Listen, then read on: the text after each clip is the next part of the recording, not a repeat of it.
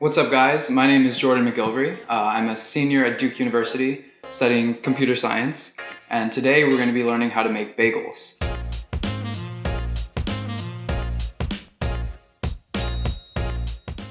I've always loved bread and I've eaten bagels since I was a kid, but lately with quarantine happening, I've had a lot of free time, and in my spare time, I've learned how to bake quite a few bread products, the first one of which we're going to go through is bagels. Today we're going to be making a New York style bagel, which is kind of the platonic ideal of bagels here in the United States. We're looking for a really smooth, well-shaped bagel with a nice golden brown crust that's hard but not too tough.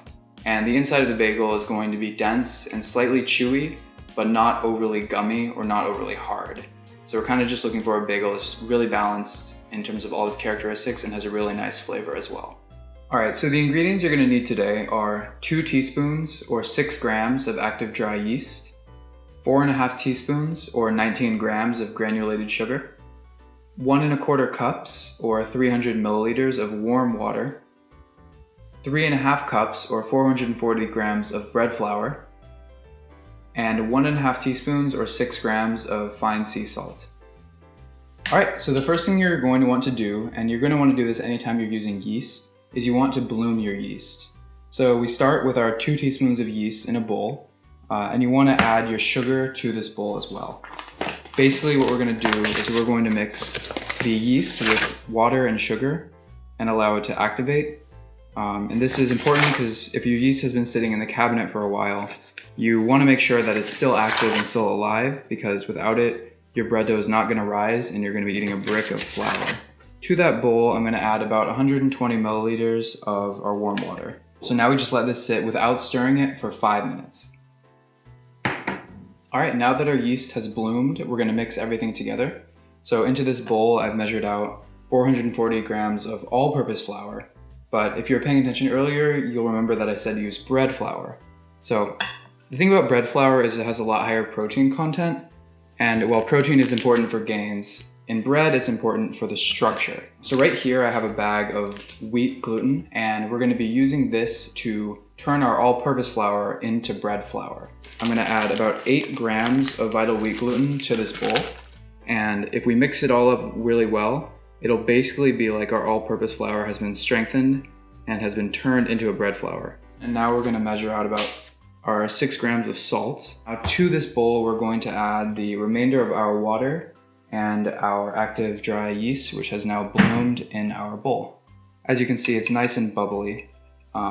This is an indication that you have active yeast, not dead yeast. If your yeast is dead, once you mix it with the sugar and water, it's just going to sit there and do nothing. But if it bubbles up, you know that it's working properly. So here go the yeast and the water into the bowl. And I'm going to add the rest of our water mixture here as well. Perfect. Now I'm just going to mix this together. You can do this by hand or with a whisk. This is a Danish dough whisk that I have that my girlfriend got me. And this just helps whisk the bread together even faster. Alright, so now that we've got our dough whisked together, we're going to start the kneading process. And kneading is kind of important because it helps develop the gluten structure of the bread. So first, we're going to turn our dough out onto it could be a floured work surface, but I'm going to grab some flour in a second. So as you can see, the dough is really craggy. It's not really together in one mass, but by the end of the kneading, it's going to be extremely cohesive and really smooth. So to knead, what we're going to want to do is we're going to want to press down with the heel of your hand. So you press down with the heel of your hand, pull the dough back over itself, folding it, rotate it about 90 degrees, and do the same thing. So you're going to push down, fold over, and turn. Push down, fold over, and turn. And then if the dough is sticking to your hands, as you can see it's sticking to mine, you're going to want to just lightly flour the dough and lightly flour your hands. With this specific dough, you want to get as much flour into it as possible. So as you're kneading, you'll notice that it starts to get wet and sticky again. So as soon as it starts to get sticky, just add more flour and keep kneading. You want it to be a nice, stiff, dry dough. A lot of people think that bagels kind of originated in 18th century Poland, but people have been eating ring-shaped breads for quite some time, dating back to kind of ancient China. So The actual bagel we know today was popularized by Jews in Poland in about the 13th century. And it was brought over to America by Jewish immigrants and brought to the famous city of New York. So New York bagels were initially started by Jewish immigrants who handmade bagels fresh every day. And they were actually part of a bagel makers union, which consisted of Jewish workers who made bagels completely by hand from scratch every day for people to buy and consume and enjoy. But the bagel actually started becoming popular in the rest of America outside of New York City when a bagel machine was invented in the 1960s. And as soon as the bagel machine was invented and the bread slicer was invented, bagels were able to be mass produced and shipped all across the country. So the kind of heritage, authentic New York style bagel became a little bit diluted and a little more popularized, but at the same time lost a lot of that authentic quality that comes from artisan handmaking. So today what we're going to try to do is restore a little bit of that tradition. Not that I am a master at this, but it's just a little more authentic than using a machine. I think if you do this yourselves, you'll notice the shape and the texture might be a little bit different than what you're used to, but the flavor will be just so much better. So as you can see, the dough is already becoming a little bit more smooth in texture, whereas before it was really separate and really craggy. It's definitely one cohesive mass now. And as I push down with my hand, you can see that it squishes and doesn't tear. That's one sign that gluten is developing really well. If you're ever kneading and your bread dough tears, you know you're kneading too hard. So you want to press down with just enough force so that the dough squishes, but it doesn't tear because you want to keep those gluten strands developing. Kneading it by hand allows you to really feel the dough. And at a certain point, the dough will become so stiff that it won't let you fold it over. If you can still fold it and push it down, you know that it can be kneaded a little bit more. But soon the dough is going to become so tough that it's not going to let me fold it over like this. It's already getting to that point. And at that point, we have to stop, or else the dough will become too tough and the bread will become too chewy. So a couple more minutes here and we will be good to go.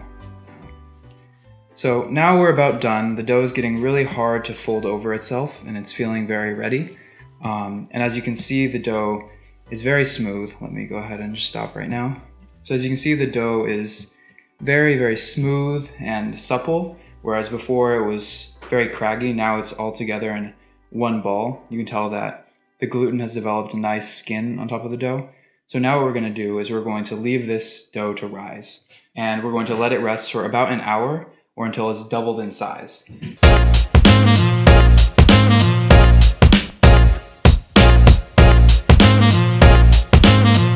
Our dough has risen nicely. And what I'm going to do really quickly is I'm going to punch it down, which helps deflate the dough. And we want to deflate the dough so that we can actually work with it because we're going to be forming it into little balls and shaping them into bagels. So with all the gas that's in there right now, it just wouldn't work out. So the first step is we're going to deflate the dough and let it rest. So then it stabilizes into a structure that we can actually work with. So I'm just going to go ahead and punch it down now. And we're going to see it deflates. And after it deflates fully, we're going to let it rest for probably about 5 to 10 minutes, and then we can start working with it.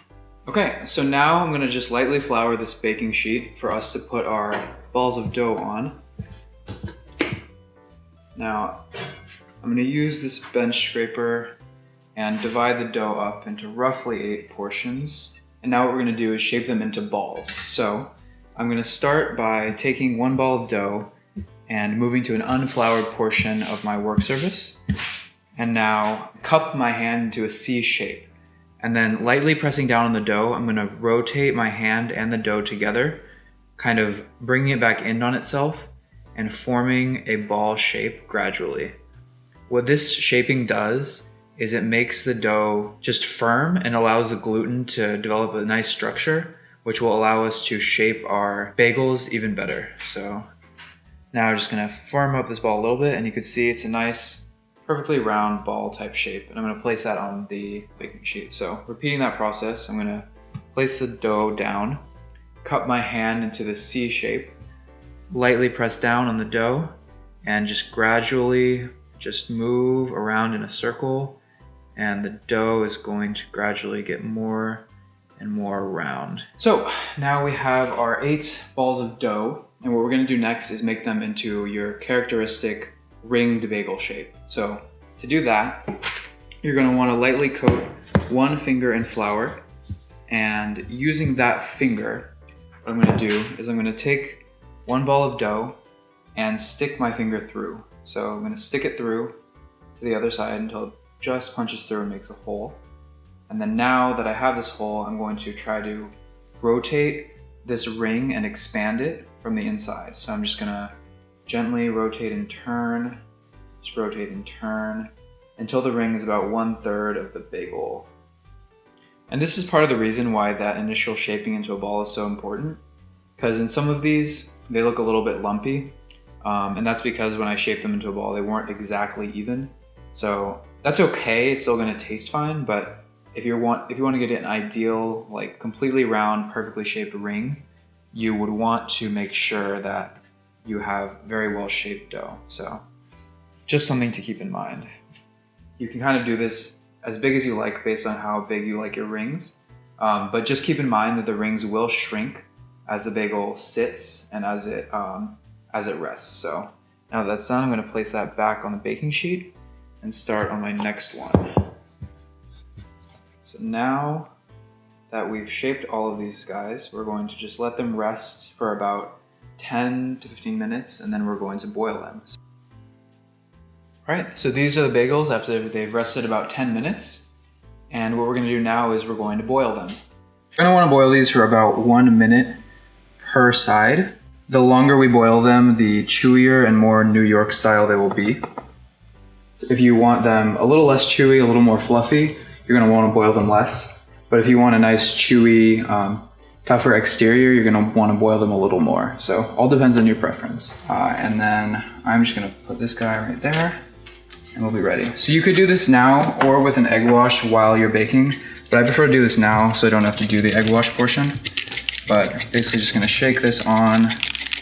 The water and the starch in the crust has made a gelatinous outer layer, so it's very sticky. So that's why if you put your toppings on now, they will stick. But if you let them sit too long, it'll dry out and it won't stick. So gotta make sure to be quick with this step.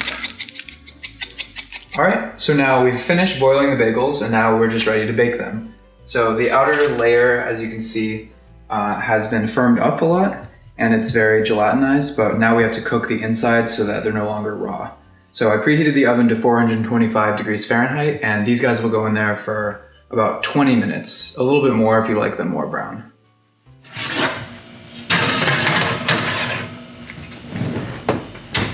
Awesome. All right, so this is the fully baked product. Got 2 of our everything bagels here, and we're gonna give them a try. All right, so now it's time to taste test the finished product for the breaking bread section of our baking bread video. So we're gonna try these plain without any toppings and stuff, just to really get the feel and the flavor of the bagel itself. But yeah. I would do a bagels cheer, but we don't want to get sick here. Yeah, COVID, but cheers.